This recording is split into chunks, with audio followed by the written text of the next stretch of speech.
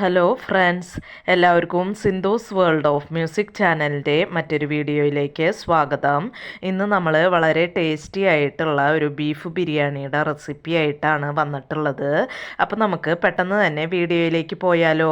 അതിനു മുമ്പ് നിങ്ങൾ ആരെങ്കിലും എൻ്റെ വീഡിയോ ആദ്യമായിട്ടാണ് കാണുന്നതെങ്കിൽ ഒന്ന് സബ്സ്ക്രൈബ് ചെയ്ത് സപ്പോർട്ട് ചെയ്യണം കേട്ടോ. അതുപോലെ തന്നെ വീഡിയോ കാണുന്ന സമയത്ത് ഇഷ്ടമാവുകയാണെങ്കിൽ ലൈക്ക് ചെയ്യാനും മറ്റുള്ളവർക്ക് ഷെയർ ചെയ്ത് കൊടുക്കാനും മറക്കരുത്. അപ്പോൾ നമുക്ക് ഈ ബീഫ് ബിരിയാണി എങ്ങനെയാണ് ഉണ്ടാക്കുക എന്ന് നോക്കിയാലോ. ഞാനിവിടെ ഒരു മിക്സിയുടെ ജാർ എടുത്തിട്ടുണ്ട്. അതിലേക്ക് 1.5 ടേബിൾ സ്പൂൺ പെരിഞ്ചീരകം അല്ലെങ്കിൽ ഫെനൽ സീഡ്സ് ഇട്ട് കൊടുക്കുന്നുണ്ട്. പിന്നെ ഇതിലേക്ക് ഞാനിവിടെ കുറച്ച് ഇഞ്ചി തൊലി കളഞ്ഞ് എടുത്തിട്ടുണ്ട്. അതുപോലെ തന്നെ 10 ചെറിയ ഉള്ളി എടുത്തിട്ടുണ്ട്. അത് ഇതിലേക്ക് ഇട്ട് കൊടുക്കുന്നുണ്ട്. അപ്പോൾ ഇഞ്ചി ഒന്ന് കട്ട് ചെയ്തിട്ട് വേണം ഇതിലേക്ക് ഇട്ട് കൊടുക്കാനായിട്ട്. ഇനി ഇതിലേക്ക് ഞാൻ 2 കുടം വെളുത്തുള്ളി തൊലി കളഞ്ഞത് ഇട്ട് കൊടുക്കുന്നുണ്ട്. അതുപോലെ തന്നെ കുറച്ച് പുതിനയുടെ ഇല ഇട്ട് കൊടുക്കുന്നുണ്ട്. പിന്നെ കുറച്ച് മല്ലിയുടെ ഇലയും ഇട്ട് കൊടുക്കുന്നുണ്ട്. ഇനി നമുക്കിത് ക്രഷ് ചെയ്തെടുത്തിട്ട് വരാം. പേസ്റ്റ് പോലെ അരയേണ്ട ആവശ്യമില്ല, ജസ്റ്റ് ഒന്ന് ക്രഷ് ചെയ്തെടുത്താൽ മതി. ഇപ്പോൾ ഇഞ്ചിയും വെളുത്തുള്ളിയൊക്കെ ക്രഷ് ചെയ്തെടുത്തിട്ടുണ്ട്. ഇനി ഞാനിവിടെ 1 കിലോ ബീഫ് നന്നായി കഴുകി അതിലെ വെള്ളമൊക്കെ ഡ്രെയിൻ ചെയ്ത് എടുത്തിട്ടുണ്ട്. അതിലേക്ക് പാകത്തിന് ഉപ്പ് ചേർത്ത് കൊടുക്കുന്നുണ്ട്. ഇതിലേക്ക് ക്രഷ് ചെയ്തിട്ടുള്ള ഇഞ്ചി വെളുത്തുള്ളിയിൽ നിന്ന് ഒരു 2 ടീസ്പൂൺ ഇട്ട് കൊടുക്കുന്നുണ്ട്. നന്നായിട്ടൊന്ന് മിക്സ് ചെയ്ത് കൊടുക്കുക. ഇപ്പോൾ ബീഫ് ഇവിടെ നന്നായിട്ട് മിക്സ് ചെയ്തെടുത്തിട്ടുണ്ട്. ഇതിവിടെ ഇരിക്കട്ടെ. ഈ സമയത്ത് ബീഫ് വേവിക്കാനായിട്ട് ഞാനിവിടെ ഒരു കുക്കർ അടപ്പത്ത് വെച്ചിട്ടുണ്ട്. അതിലേക്ക് ഒരു 4 ടേബിൾ സ്പൂൺ വെളിച്ചെണ്ണ ഒഴിച്ച് കൊടുത്തിട്ടുണ്ട്. വെളിച്ചെണ്ണ തന്നെ എടുക്കാനായിട്ട് നോക്കുക. ഇനി നമ്മൾ ക്രഷ് ചെയ്ത് വെച്ചിട്ടുള്ള ഇഞ്ചി വെളുത്തുള്ളി പേസ്റ്റിൽ നിന്ന് ഒരു 1.5 ടീസ്പൂൺ മാറ്റി വെച്ചിട്ട് ബാക്കിയുള്ളത് ഞാൻ വെളിച്ചെണ്ണയിലേക്ക് ഇട്ട് കൊടുത്തിട്ടുണ്ട്. നന്നായിട്ടൊന്ന് മിക്സ് ചെയ്ത് കൊടുക്കുക. ഇപ്പോൾ ഇഞ്ചിയും വെളുത്തുള്ളിയൊക്കെ ഇവിടെ മൂത്ത് വന്നിട്ടുണ്ട്. ഇതിലേക്ക് കനം കുറച്ച് അരിഞ്ഞിട്ടുള്ള 2 സവാള ഞാനിതിലേക്ക് ഇട്ട് കൊടുക്കുന്നുണ്ട്. നന്നായിട്ടൊന്ന് മിക്സ് ചെയ്ത് കൊടുക്കുക.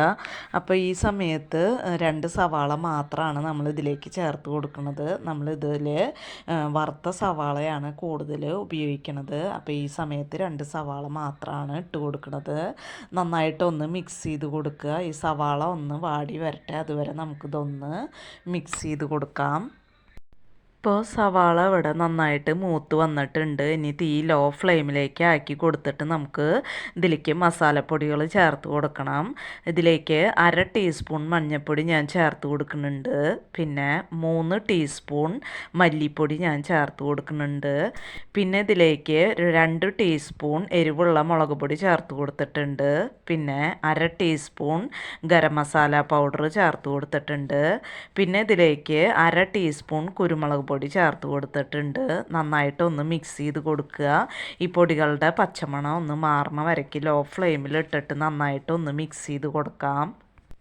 അപ്പം ഞാൻ ഈ ബിരിയാണി ദം ചെയ്തിട്ടല്ല എടുക്കണത്. ചോറ് വേറെയും ബീഫ് വേറെ ആയിട്ടാണ് ഞാൻ എടുക്കണത്.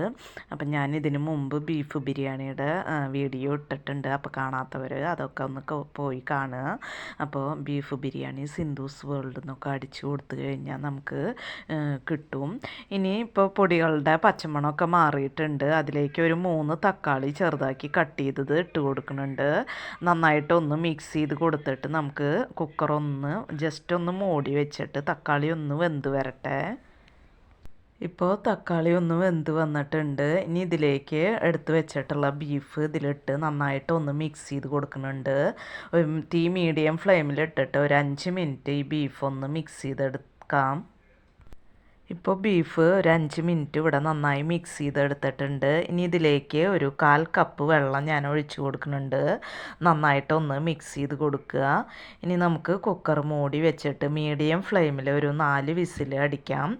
അപ്പോൾ ബീഫിൻ്റെ വേവിനനുസരിച്ച് ഓരോ ബീഫിൻ്റെയും വിസിൽ വ്യത്യാസപ്പെട്ടുകൊണ്ടിരിക്കും. അപ്പോൾ നിങ്ങളുടെ കയ്യിലുള്ള ബീഫിനനുസരിച്ച് വിസിലടിക്കുക. ഞാനിവിടെ മീഡിയം ഫ്ലെയിമിൽ ഒരു 4 വിസിലാണ് അടിക്കണത്.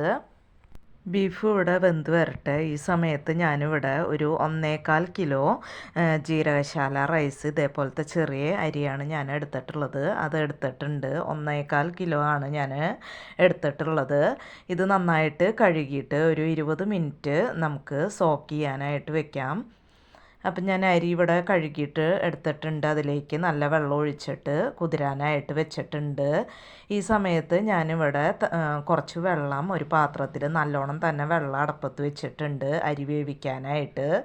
വെള്ളം ഒന്ന് തിളച്ച് വരട്ടെ. അതിന് ശേഷം നമുക്ക് കുതിർത്തിയിട്ടുള്ള അരി ഇതിലേക്ക് ചേർത്ത് കൊടുക്കാം. ഇതിലേക്ക് ചോറിന് ആവശ്യമുള്ള ഉപ്പ് ചേർത്ത് കൊടുക്കുന്നുണ്ട്. അപ്പോൾ ഒന്ന് ഉപ്പ് മുന്തി നിൽക്കുന്ന രീതിയിൽ വേണം ഉപ്പ് ചേർത്ത് കൊടുക്കാനായിട്ട്. പിന്നെ 2 കറുവപ്പട്ടയുടെ ഇല, ഇത് പച്ചയാണ് ഞാൻ ചേർത്ത് കൊടുത്തിട്ടുള്ളത്, ഉണങ്ങിയതായാലും മതി. പിന്നെ ഞാനിവിടെ 2 പട്ട, ഒരു 5 ഗ്രാമ്പു, ഒരു 6 ഏലക്ക, 2 തക്കോലം, ഈ സ്പൈസസൊക്കെ എടുത്തിട്ടുണ്ട്. അത് ഇതിലേക്ക് ചേർത്ത് കൊടുക്കുന്നുണ്ട്. ഇനി വെള്ളം ഇവിടെ നന്നായിട്ട് തിളച്ച് വരട്ടെ. അതിന് ശേഷം നമുക്ക് 20 മിനിറ്റിന് ശേഷം കുതിർന്ന് വന്നിട്ടുള്ള അരി നമുക്ക് ഇതിലേക്ക് ചേർത്ത് കൊടുക്കാം. ബീഫ് ഇവിടെ 4 വിസിലടിച്ച് ഞാൻ മാറ്റി വെച്ചിട്ടുണ്ട്. ഇനി ഞാനിവിടെ ഒരു പാനിലേക്ക് 2 ടേബിൾ സ്പൂൺ നെയ്യ്, 3 ടേബിൾ സ്പൂൺ ഓയിൽ ഒഴിച്ച് കൊടുത്തിട്ടുണ്ട്. ഇനി നമുക്ക് കുറച്ച് സവാള ഒന്ന് ഫ്രൈ ചെയ്തെടുക്കണം. അതിനായിട്ട് 3 സവാള കനം കുറച്ച് അരിഞ്ഞത് ഇതിലേക്ക് ഇട്ട് കൊടുക്കുന്നുണ്ട്. നന്നായിട്ട് ഒന്ന് ഫ്രൈ ചെയ്തെടുക്കാം. പെട്ടെന്ന് സവാള ഒന്ന് ഫ്രൈ ചെയ്ത് കിട്ടാനായിട്ട് ഞാനിതിലേക്ക് കുറച്ച് ഉപ്പ് ചേർത്ത് കൊടുക്കുന്നുണ്ട്. നന്നായിട്ടൊന്ന് ഫ്രൈ ചെയ്തെടുക്കുക. അപ്പം ഞാൻ ചോറ് ഊറ്റിയെടുത്തിട്ടാണ് നമ്മൾ റൈസ് ഉണ്ടാക്കണത്. ദമ്മ് വറ്റിച്ചെടുത്തിട്ടല്ല, വെള്ളം വറ്റിച്ചെടുത്തിട്ടല്ല. അപ്പോൾ അതിന് വേണ്ടിയിട്ട് ഞാനിവിടെ ചോറിലേക്ക് വേണ്ടിയിട്ട് കുറച്ച് ഈന്തപ്പഴം എടുത്തിട്ടുണ്ട്. പിന്നെ കുറച്ച് അണ്ടിപ്പരിപ്പ് എടുത്തിട്ടുണ്ട്. അപ്പോൾ നിങ്ങൾക്ക് ഏതാണോ കയ്യിലുള്ളത് അതൊക്കെ എടുക്കാവുന്നതാണ്. ഈന്തപ്പഴം നമുക്ക് ഇത് കഴുകി അതിൻ്റെ കുരുവൊക്കെ കളഞ്ഞ് ചെറുതാക്കി കട്ട് ചെയ്തെടുക്കണം. ഈ സമയത്ത് വെള്ളം ഇവിടെ തിളച്ച് വരുന്നുണ്ട്. ഇതിലേക്ക് ഊറ്റി വെച്ചിട്ടുള്ള അരി ചേർത്ത് കൊടുത്തിട്ടുണ്ട്.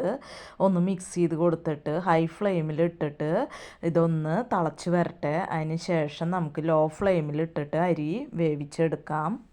ഇപ്പോൾ അരി ഇവിടെ തിളച്ച് വന്നിട്ടുണ്ട്. ഇനി തീ ലോ ഫ്ലെയിമിലാക്കിയിട്ട് ഇത് മൂടി വെച്ചിട്ട് ചോറ് വേവിച്ചെടുക്കാം. അപ്പോൾ ഇടയ്ക്കൊന്ന് തുറന്ന് നോക്കി ഇളക്കി കൊടുക്കാൻ മറക്കരുത്. ഇപ്പോൾ റൈസ് ഇവിടെ വെന്ത് വന്നിട്ടുണ്ട്. ഇനി ഞാനിതിലേക്ക് ഒരു അരമുറി ചെറുനാരങ്ങ നീര് പിഴിഞ്ഞ് ഒഴിച്ച് കൊടുക്കുന്നുണ്ട്. നന്നായിട്ടൊന്ന് മിക്സ് ചെയ്ത് കൊടുത്തിട്ട് ഇതൊരു സ്ട്രെയിനറിലേക്ക് ഊറ്റി വെച്ച് കൊടുക്കാം.